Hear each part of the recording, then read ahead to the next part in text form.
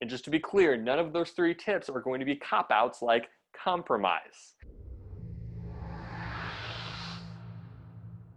Every semester, I spend one class talking about one area of communication that students really get into, and that is negotiation. From negotiating a new car price, to negotiating a raise at a job, to negotiating first salary. There's a lot of opportunities to tactically use negotiation to your benefit.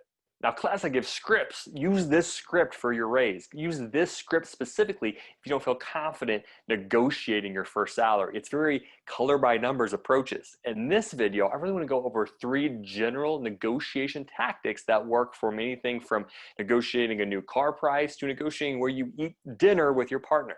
And just to be clear, none of those 3 tips are going to be cop-outs like compromise. Now, sure, you need to compromise when negotiating with long-term partners and deals, but if it's a one-time deal, a car, do not compromise.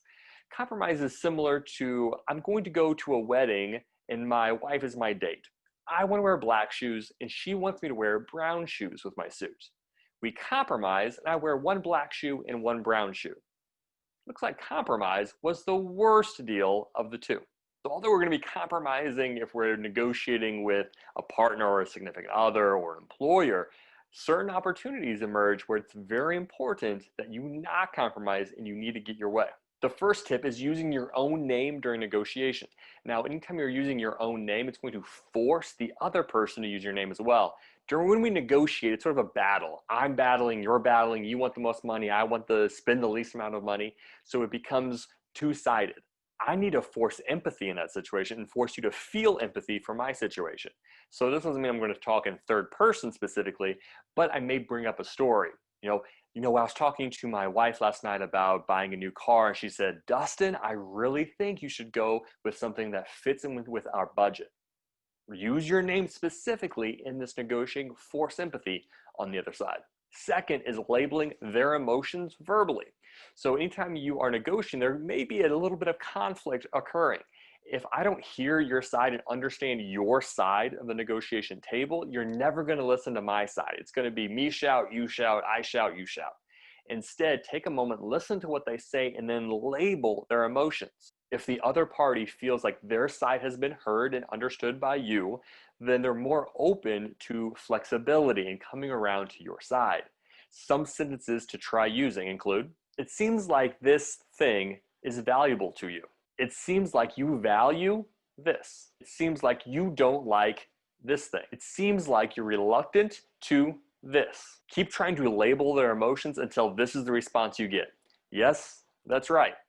Once you have yes, that's right, now you've broken down the barriers they have in this conflict situation of they're trying to defend themselves constantly. They're relaxed, they're open, and that's your opportunity. The third negotiation tactic. A lot of people use this foot in the door approach. This is getting a small yes, right? How can I get a small yes to gradually turn into a bigger yes? This is taught in many courses. This is taught in sales. This is taught in all areas. I literally encourage the opposite of this. How can I get a no? As an example, let's say a telemarketer calls you and they use the foot in the door approach and want to get a yes out of you. So they start with, would you be happy if you saved $50 this month? Everyone's going to be happy with $50 and say yes. But as soon as I hear that nowadays, because I know everyone uses that foot in the door approach, I automatically cringe. I'm already not happy. Sure, I want to save $50, but I know you're trying to sell me something, so I'm done with it, right? Do not use that approach. How can you get no out of them moving forward? Let's say, for example, your boy, Dr. York, is president of the United States, and I'm trying to be reelected to my second term as president. Now, I'm reaching out to you as my supporter to donate to the cause. I need money for advertisement, so I'm reaching out to my favorite supporters for more donations, and I need you to say yes to giving me more money. Don't you feel the last 4 years of progress has been amazing for these United States?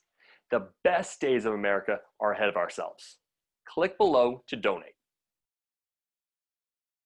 Are you going to just sit around and watch as the other candidate takes over the White House in November without putting up a fight?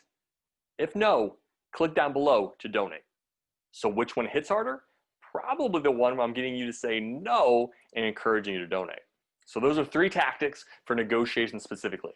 If there's an area you really want to hear about in these videos, whether that be how to negotiate a car, negotiate first salary at a job, renegotiating that salary when it comes 3 years in, you want to renegotiate salary. If you want to see that step-by-step approach for those things specifically, leave a comment. Let me know which areas specifically interest you, and we can make a video in the future just looking at salary or just car or renegotiating salary. We can make a video just of tips just for those specifically. But until then, we'll see you next time.